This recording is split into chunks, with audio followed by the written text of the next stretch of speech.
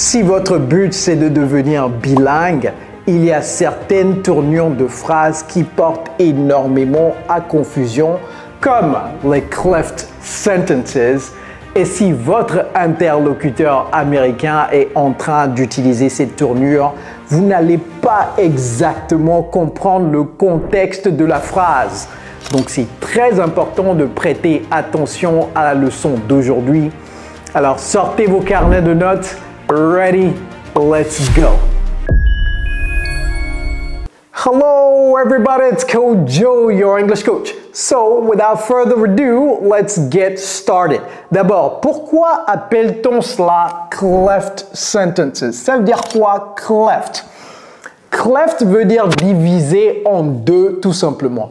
Par exemple, vous voyez mon menton, je vais dessiner ça ici. Alors ça, c'est le menton. Vous ne savez pas que je sais dessiner, n'est-ce pas?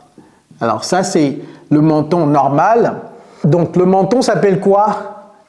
Chin, n'est-ce pas? Donc ça, c'est regular. On va dire regular chin.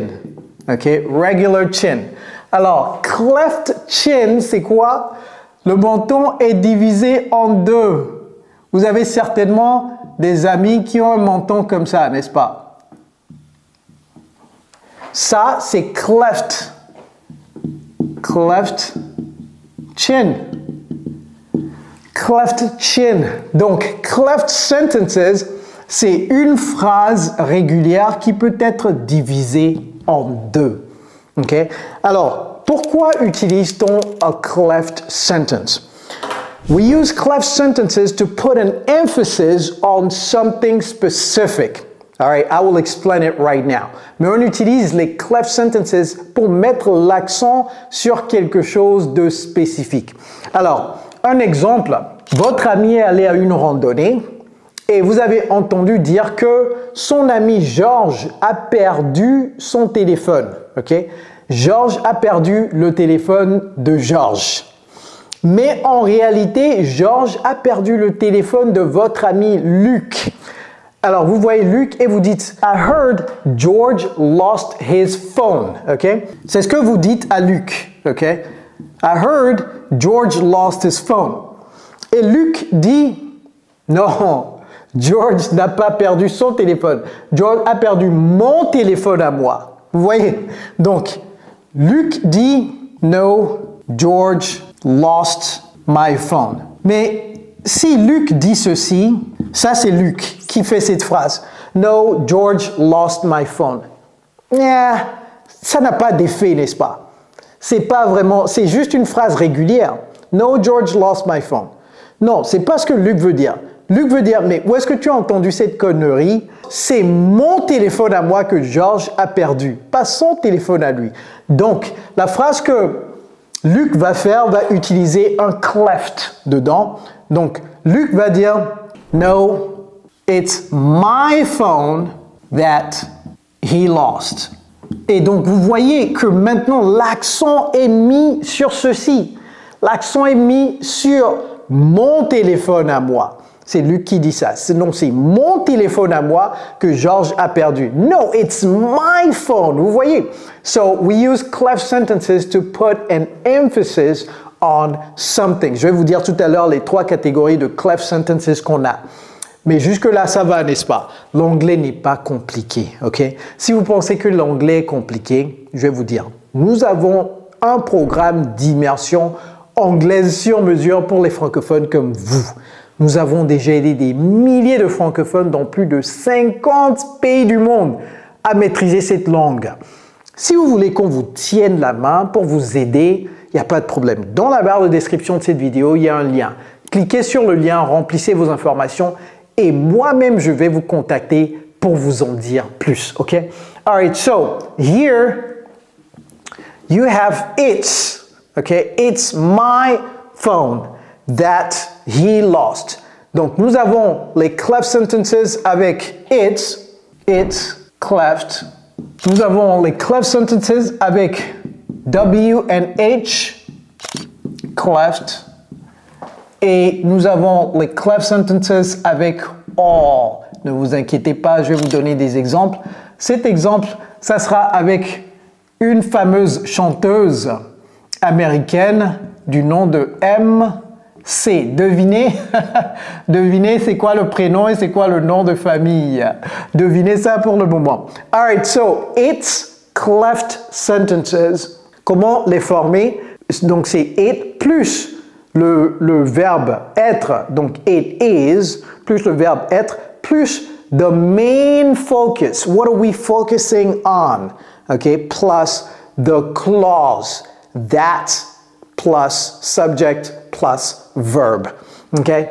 All right, let me give you other examples. Let me just write this here so that you know how to form the cleft. All right, so it plus be plus the main focus, meaning what you're focusing on, plus that plus subject plus verb. Or we can just call it clause. Okay? And the clause can be that or it can also be who. On va utiliser un avec who tout de suite. Disons que vous êtes professeur et que vous rentrez en classe et vous dites Justin, j'ai entendu dire que tu as lu le livre. Et quelqu'un dit non, non, non, c'est Jeanne qui a lu le livre. Okay? Donc la personne ne va pas dire Jane read the book parce que Jane read the book, l'accent n'est mis nulle part. Jane read the book. C'est une phrase insipide. Read the book.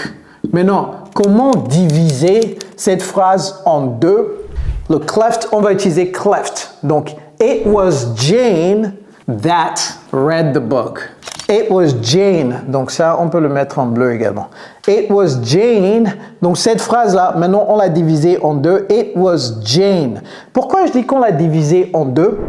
Parce qu'il y a deux verbes dedans. Ok? Ça, c'est le verbe être. It was. Et puis le verbe lire. Donc c'est une phrase avec deux propositions. It was Jane. Et puis, that read the book, c'est une deuxième proposition. La proposition s'appelle clause en anglais. All right, it was Jane that read the book. Make sense? All right, so let's talk about the WH cleft really quickly. Why do we call it WH? Because we can use it with what, where, when, why, who.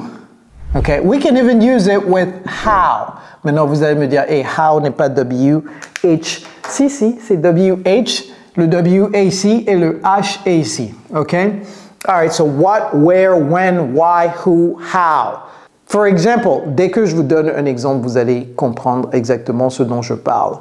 All right? So, but first of all, the way we form it, donc je vais écrire ça également, the way we form it is WH plus subject plus verb. D'abord, je vais faire la phrase et ensuite je vais l'écrire. All right, la phrase c'est, par exemple,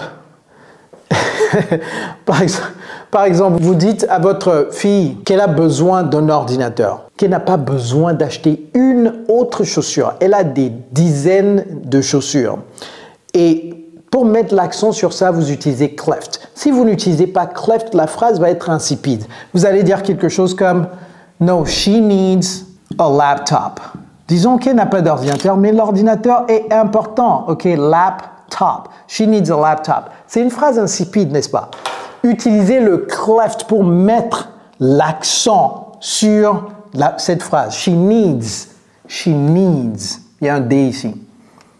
She needs. Right. Elle a besoin de. Donc ici, vous allez utiliser what. Donc vous allez dire what she needs is a laptop. Vous voyez comment j'ai scindé cette phrase en deux? Pourquoi je dis j'ai scindé ça en deux? Les sorciers là qui veulent que j'écrive needs là. What she needs is a laptop. Donc il y a un verbe ici. Et il y a un deuxième verbe ici. Donc, ça, c'est une proposition et ça, c'est une deuxième proposition. No, she doesn't need another pair of shoes. What she needs is a laptop. You see that? What she needs is a laptop ou bien un nouvel ordinateur. What she needs is a laptop. All right, so how do we form the WH cleft? Well, we have WH plus subject plus verb plus the verb to be plus the main focus. Main focus, c'est ce sur quoi vous voulez attirer l'attention. Ok? Ici, vous voulez attirer l'attention sur votre téléphone. Non, c'est Lucas dit c'est mon téléphone qu'il a perdu. Ok? Ici, vous voulez attirer l'attention sur Jeanne. C'est Jeanne qui a lu le livre, c'est pas Justin. Vous voyez?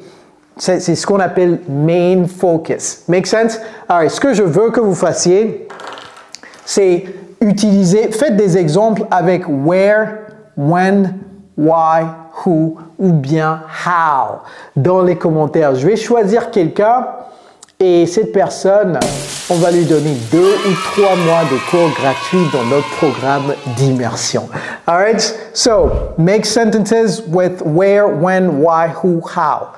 En forme de cleft, pas n'importe quelle phrase, mais en forme de cleft. Alright, so we have the it's cleft, we have the W cleft, and then we have the all cleft. All cleft. Alors, le nom, est-ce que vous avez trouvé le nom? Est-ce que vous avez trouvé le nom de cette fameuse chanteuse américaine?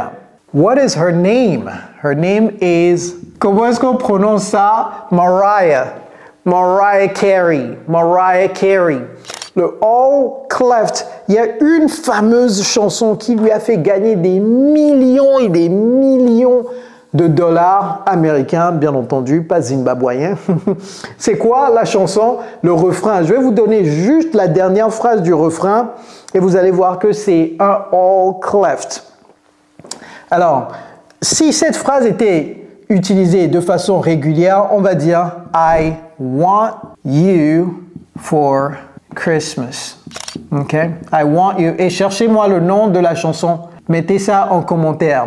I want you for Christmas. Mais c'est pas ce qu'elle a dit. Parce qu'elle a voulu mettre l'accent sur tout ce dont j'ai besoin, c'est toi. Tout ce dont j'ai besoin pour Noël, c'est toi.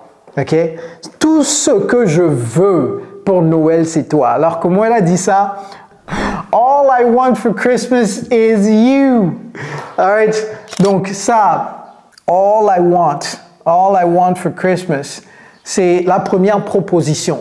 La deuxième proposition, c'est is you. Okay? All I want for Christmas is you. This is an all cleft sentence. So, how do we form the all cleft sentence? We have all plus subject plus verb plus the verb to be, okay, plus the main focus. What is the main focus? You.